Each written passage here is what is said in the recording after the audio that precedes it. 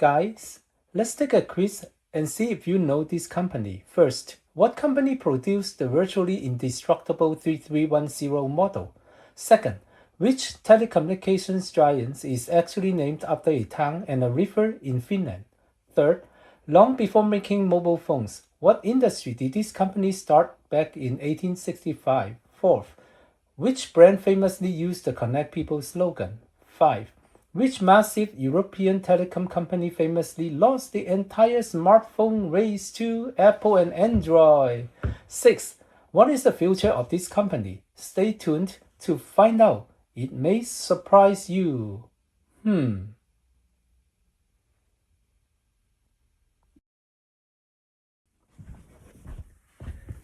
Hey guys, how is everyone doing? This is Neil, your host for Star Invest. Welcome back. Today we are talking about a very fantastic company. A company which has since existed since 1965. A company that was founded that long time ago, before the digital era of today.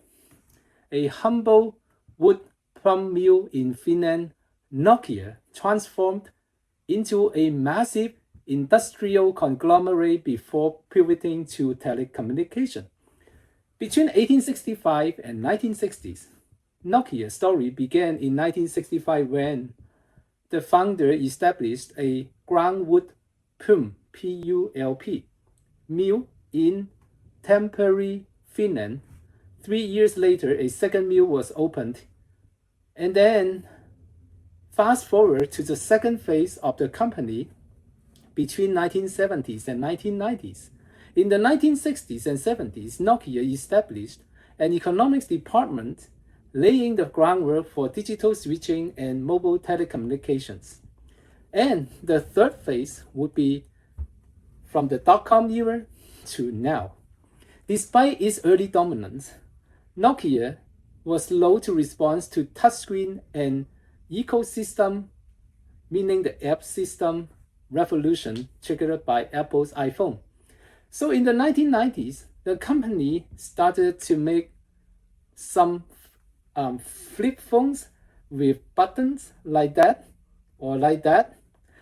But by late 2000s, during the Apple iPhone era, Apple iPhone Gen 1 and Gen 2 wasn't really well received by the general public, but by Generation 3, iPhone started to steal or gain substantial market share from Nokia. And by 2007, actually a few digital magazines named iPhone was the phone or the gadget of the year. After a challenging partnership with Microsoft, where Nokia tries to use the OS operating system of Microsoft, trying to differentiate its own smartphone from the OS system of Apple and the OS system of Android. However, it just disappointed the company of Nokia because it wasn't well received. Most app developers, meaning the apps that make the app ecosystem, they have chosen to either side with Apple or Android OS systems. So no luck for the Microsoft system. And eventually Nokia sold its entire telecommunication division to Microsoft. And today the company operates primarily as a business-to-business networking powerhouse, acquiring Alcatel-Lucent in 2016, expanded its global footprint in mobile fixed networks and cloud infrastructure. Now Nokia focuses heavily on supplying telecom networks with advanced tech solutions, pushing the boundaries of 5G advanced, which is starting this year, and then 6G starting 2030. And 6G is going to enable very fast, secured, and lower cost of data transmissions in between Internet of Things devices, and also edge devices such as drones. We're talking about robots. We're talking about self-driving cars. We're talking about millions, hundreds of millions of factory machines that need to talk to each other, and the main controlling units of each factory. So there is a very long runway for the growth trajectory for Nokia going forward. And we are not just talking about this AI infrastructure build-out cycle, but rather decades ahead for the infrastructure for quantum computing, edge computing, plus AI computing. It's gonna be marvelous future for Nokia. Let's move on to the next slide, guys.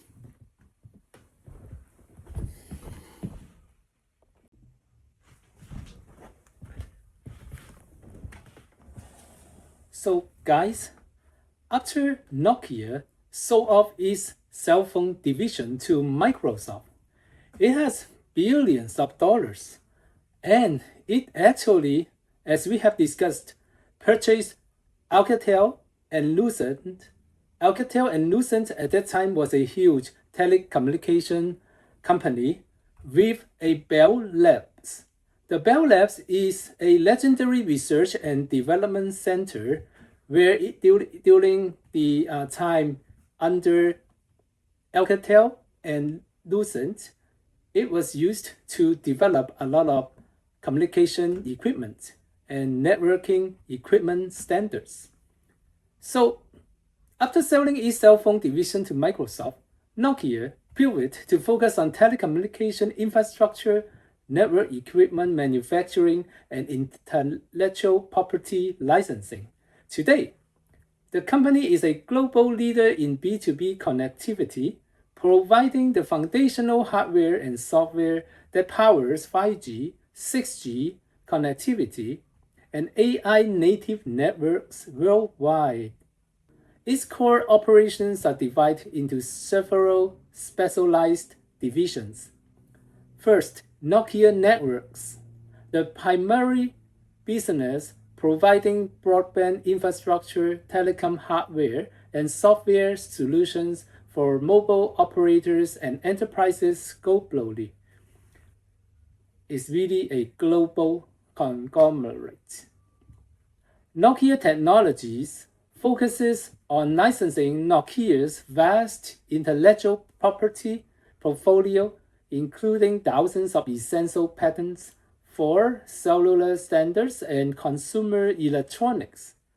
Nokia Bell Labs, this is huge, the company's legendary research and development arm.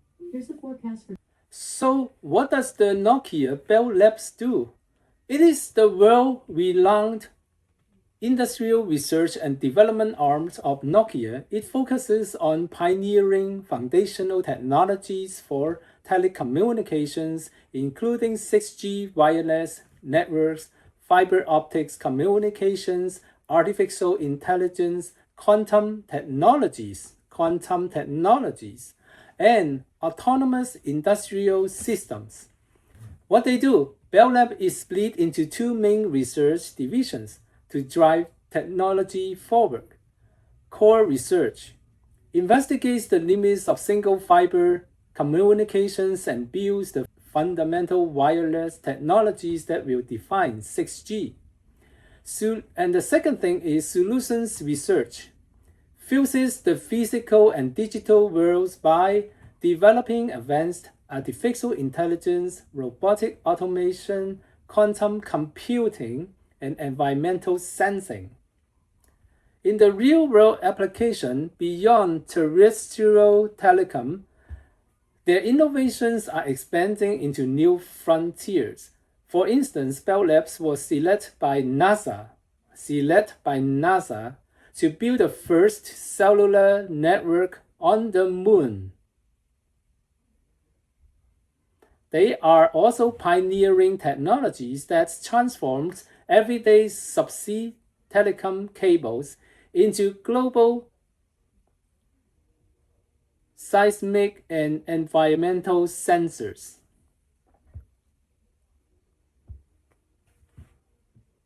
Historical impact. Throughout its century-long history, Bell Labs, originally part of AT&T, has been the birthplace of world-changing inventions, including the transistor, the laser, solar cells, and the UNIX operator system, which we know is Unix.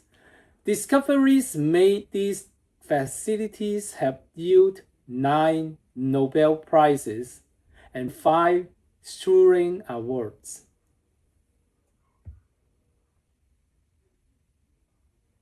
This is amazing, huh, guys? So, guys, let's right now take a look at some of the company's recent price movement for the shares.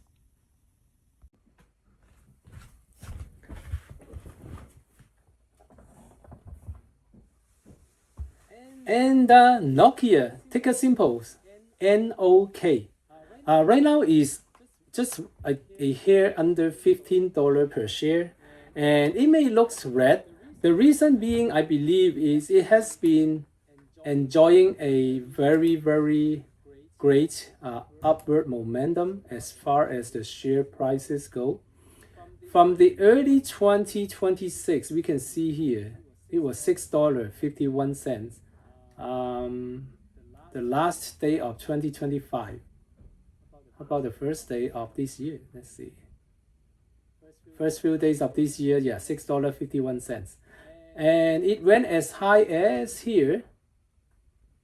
Wow, 1663. So wow, it has been more than 2x, yeah, 2x return, 200% plus return. That's why there is this slight consolidation, if you will. Some people want to sell. Some short-term traders, their projected gain is maybe 20%, 30%, 40%, whatever their plans are. And once it gets to their percentage of gain, they would start to sell. So this is what happened. But if we zoom out, we can see that there is a straight line going up here, straight line, right? Straight line. And there are consistently higher lows and consistently higher highs. So I do not worry about this. It has a long-term tailwind for the company. The growth is still there. The AI narrative doesn't stop at where data center currently are, but it will even continuously to see growth in edge AI, in space, data center build out, and future communication infrastructure build out for the entire 6G network that will be coming on board by 2030. So I think it has a long-term growth trajectory for this company. And when we talk about the PE is 92, may seem high. But what about the forward PE? Where can I find it? The market cap is only 82 billion, so which is very small and nimble, if you will, compared to Google, Meta, Nvidia, all of them over 1 trillion to 2 trillion plus. Nvidia is over 5 trillions plus.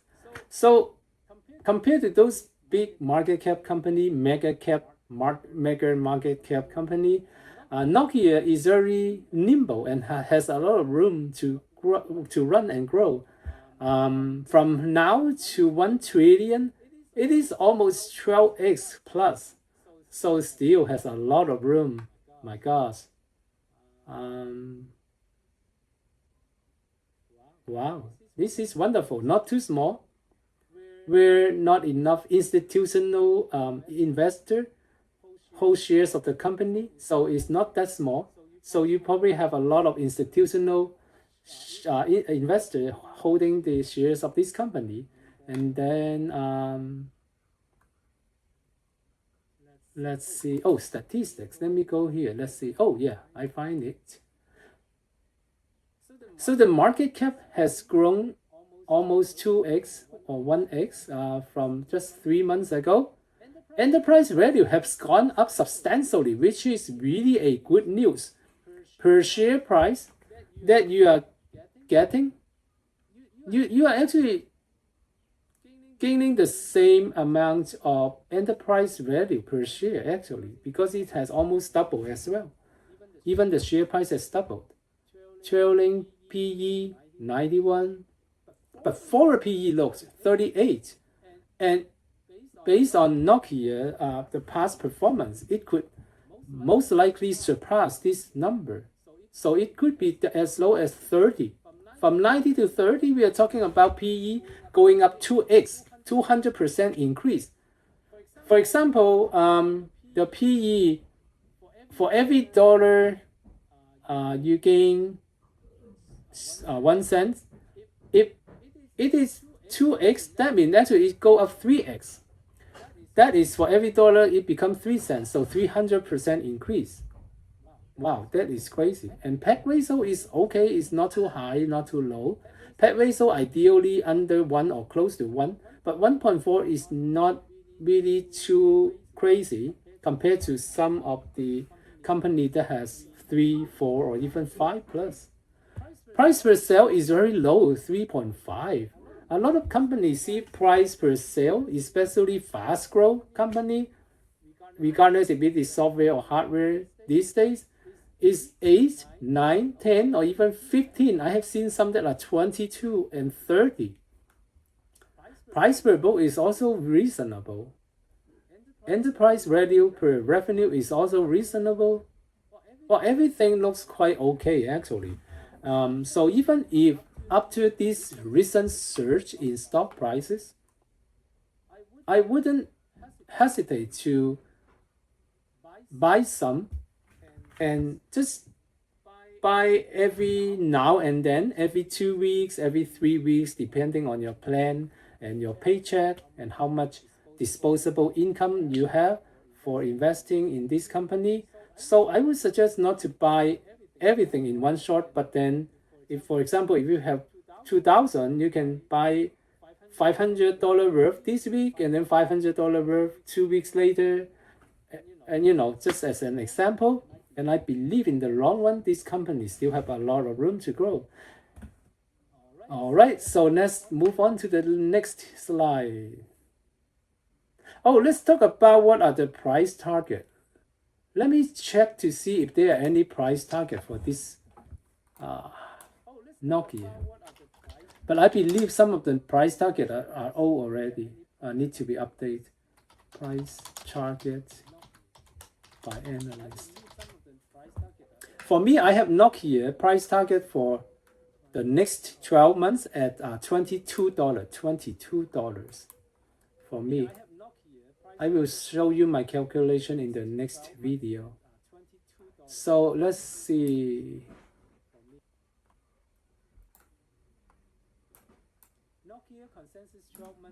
Nokia consensus 12-month analyst price target is approximately, oh my god. See, that's what I was saying. It needs to be changed. Because, for example, last year I was recommending AMD, advanced micro devices, to my friends, uncle, relatives.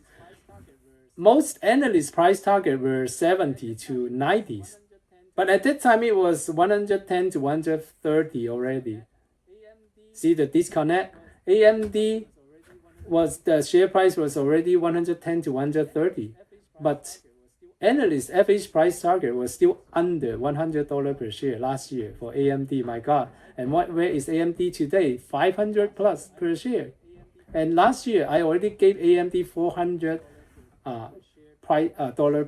per share price target, but it's shot up higher than 400. It's already over 500. My god. So Nokia, I have $22 price target for the next 12 months, but then it could also overshoot to the upside beyond $22 per share. Okay, with high estimate reaching as high as 16.50 per share. Given the stock's recent rally, the average target reflects a potential near-term downside, though the broader analyst consensus rating leans heavily towards a buy or moderate buy. All right, there you have it, people. Let's move on to the next slide.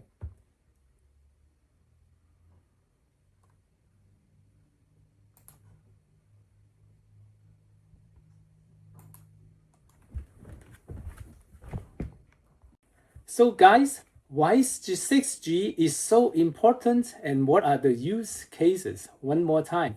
6G will go beyond basic data transmission to merge the physical and digital worlds.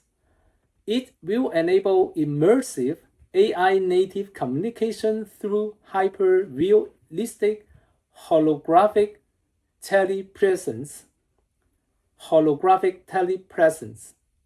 seamless extended reality (XR), and sensory experiences. It will also provide the infrastructure needed for autonomous vehicle fleets, smart cities, and digital twins. Explore the key ways 6G will transform global connectivity. First, holographic communication. Remember, we have been seeing quite a few of AI glasses as of late. Meta is going to sell a ton. Google has already announced their AI glasses, and Apple is rumored to showcase their first ever AI glasses under 2000 USD this coming September. So we have a few choices. And those AI glasses enable us to see our friends and relatives, which is not sitting or standing right in front of us, but could be in another country. But then once we call them, we can actually telecommunicate with them via holographic telepresence. It is really fantastic way to see our relatives and friends from long distance. And wow, this is gonna be huge. So high resolution virtual avatars and fully immersive 3D environments will allow people to interact and as if they are in the same room, revolutionizing remote work, social connection, and entertainment. All native network services, the second one. 6G infrastructure will natively support artificial intelligence, enabling localized AI agents, faster edge computing, and networks that can predict, optimize, and heal themselves. Wow. Integrated sensing and communication. The network itself will act as a radar using radio wave reflections to detect objects, motions, and gestures, allowing for precise tracking without active electronic tags. Wow, so you have low latency and doesn't consume that much energy, most likely, and more accurate too. Autonomous mobility and IoT, Internet of Things. 6G will deliver the ultra low latency, see, we just talked about it, and hyper reliability needed for synchronized industrial automation, drone swarms, and collaborative robotics. Huge. The next one is ambient IoT and zero energy devices. It will support batteryless, no battery, sensors, and devices that gather data using backscatter communication, scaling data collection for analytics. The last point is seamless global connectivity. 6G will natively integrate terrestrial cellular towers and non-terrestrial networks like satellites to ensure continuous coverage from urban centers to remote areas. So even with, for example, SpaceX sending hundreds or thousands of satellites to our different orbits, they still need a way to communicate between their orbital distance from the world, the orbital distances from the land, tower, and those kind of communication will be enabled by 6G networks, which Nokia is part of the development group, because there is a group of company, a global consortia, is a global effort to standardize the entire 6G communication network, so that there will be no issue coming in and out between regional communication network in America, for example, versus the one in Finland, versus the one in Australia, for example, just for example. So the data can be transmitted seamlessly. And wow, this is a marvelous news, because we are talking about building out of data center now, and Nokia actually has been providing, as of late, all the fast communication equipment hardware to AI data centers. And then the data center build out is not just confined on Earth surface. No, we will be sending a lot of satellites which are destined as orbital data centers. They will be circling around the Earth 24/7, thousands of them in the orbits, various orbits, and they will need a form of fast and seamless communication between these satellites and the towers that receive their signals on the ground. So this is huge. It is not just for land communication, it is also for space communication as well.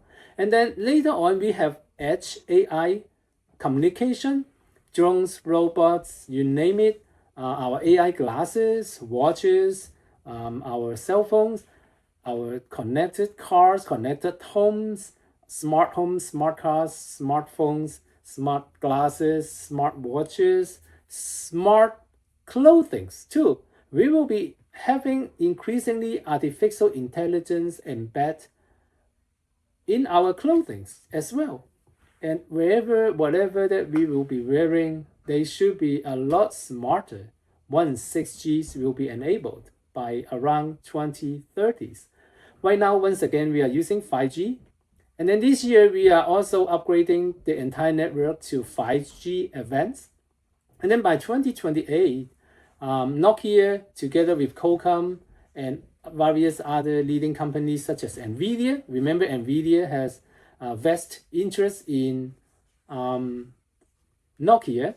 They have already partnered, they have already announced partnership and an actual material interest in Nokia. And also NVIDIA has a 1 billion investment in Nokia. And so these major conglomerates around the world will be partnering with one another and build out the entire 6G's infrastructure. And it is just like the entire freeway infrastructure of our country.